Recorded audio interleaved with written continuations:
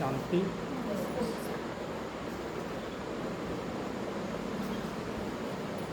पक्षी जब आकाश में उड़ता है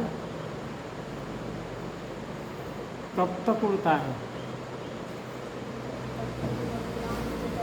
जब तक उसकी उड़ान उड़ते उड़ते जब वो थक जाता है तब फिर वो किसका आश्रय लेता है? एक डाली का आश्रय लेता है, क्योंकि अपनी थकान मिटाने के लिए वो एक डाली का प्रयोग करता है और डाली पर जाके बैठ जाता है। क्योंकि पक्षी अपने पंखों को जब उसकी भी हद चीज़ की हद होती है ना, जब वो पूरा रेस्ट ले लेता है, रिलैक्स हो जाता है, तब वो फिर उड़ता है। और फिर उड़ करके उड़ते उड़ते जहाँ भी अपना भोजन पानी करता है, दाना पानी लेता है और उसके बाद फिर डाली का आश्रय लेता है। ऐसे ही एक ये मन भी है। ये मन के जो पंख हैं वो बहुत सूक्ष्म पंख हैं और ये सूक्ष्म पंख ये भी अपनी उड़ान पर उड़ते हैं, क्योंकि मन आज की स्पर्धा में दूसरों के वैभवों को देख करके, दूसरों का चिंतन करके, दूसरों का परचिंतन करके ये मन क्या करता है? ये भी एक न एक दिन अपने आप में थकता है और इस मन के थकने से ये शरीर भी थक जाता है। सिर्फ किसके लिए? वो दूसरों के वैभवों को देख रहा है, समाज में अपने आप को ये देखता है कि वो क्या कहेंगे। ये मन अपने आप में अपना ही घात करता है, अपना ही प्रतिघात करता है, सिर्फ किसके लिए? इस बाहरी समाज की सोच के लिए। दूसरों को देखने में वो इतना थक जाता है, उसे भी एक न एक दिन इसको आश्रय देना पड़ेगा। जब थक जाता है मन, तब वो क्या करती है? उसे भी एक डाली चाहिए। तो कुछ डाली समझते हैं, कुछ अपनी दौलत को डाली समझते हैं, कोई अपने परिवार को डाली समझते हैं। जिसको उन्हें अपना सुख भासता है वो उसी को अपनी क्या समझते हैं? डाली समझते हैं।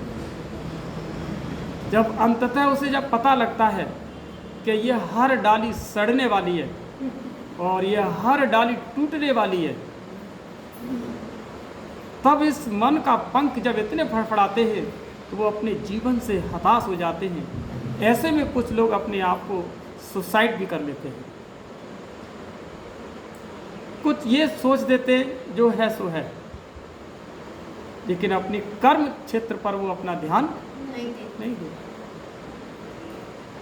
बाबा को भी बच्चे इसी रीति से याद कर रहे हैं कि मन थक जाता है तो बाबा में लगाते हैं, लेकिन बाबा हमें जो पढ़ाते हैं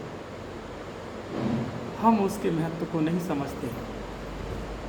केवल दाना पानी पेट भर जाए और फिर डाली मिल जाए।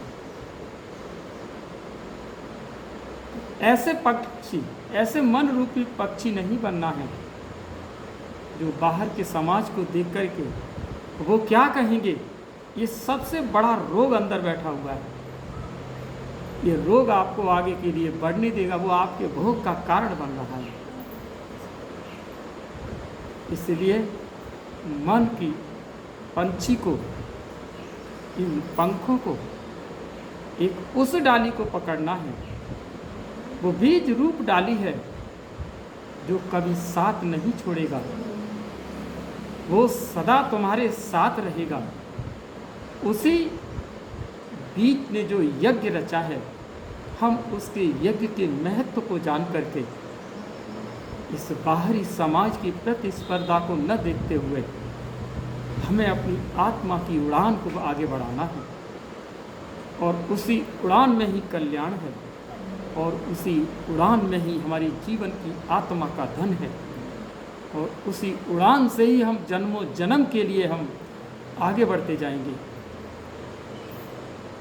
और वही उड़ान हमारे लिए सार्थक है। इसे हम सभी को चिंतन के साथ, मनन चिंतन के साथ अपने जीवन में उतारना है। गले से ऊपर नहीं, उसको अपने हृदय में लेके जाना है। उस डाली पे चल रहे हैं हम बच्चे, उस डाली पर बैठे हुए हैं बच्चे, जहाँ विश्व के लिए शांति के आप एक कौन हैं? एक मणि हैं। हमें संसार को जगमग करना है। यूं ही छोटी छोटी बातों में एक दूसरे को देख करके अपने आत्मा का आप क्या कर रहे हैं? नाश कर रहे हैं। ये हमें अपने जीवन को सार्थक बनाने के लिए इन मन के पंखों को हमें विशेष करके ध्यान देना है, और जो वास्तविक डाली है उस डाली के ऊपर हम जीवन को कुर्बान करना है, क्योंकि हमें जीवन कुर्बान करने के लिए ही उसने ये आत्मा के पंख दिए हैं। और उसी पर अगर आपने ध्यान नहीं दिया तो आप वैसे ही समझना कि बाबा आया और वैसा ना आया। जैसे लोग भक्ति में अगरबत्ती पूजा पाठ करते हैं, वैसे ना भी करते हैं, हो ना जाना फिर कुछ भी नहीं। इसीलिए बड़ा ध्यान के साथ, एकाग्रता के साथ, अपने आत्मचिंतन के साथ बाबा की सेवाओं में लगे रहें।